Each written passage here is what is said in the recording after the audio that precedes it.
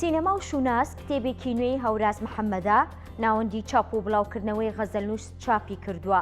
سینەما و شوناس هەوڵێکە بۆ تێگەیشتن لە مێژوو ئێستا و ناوەڕۆکی فیلمی کوردی و خوێندنەوەیەکە بۆ زمانی سینەمای دەرهێنەری کورد و ئەو دنیایی کە فیلمسازی کورد لە ئاڕێی فیلمەکانیانەوە دروستی کردووە.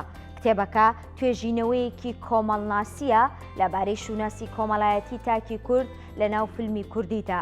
کتێبەکە ئێستا لە پێشانگای کتێب لە هەولێر بەردەستە و لە داهاتوویەکی نزیکدا بە ئامادەبوونی نووسەر لە مەراسیمێکدا لە سلێمانی بڵاو دەبێتەوە.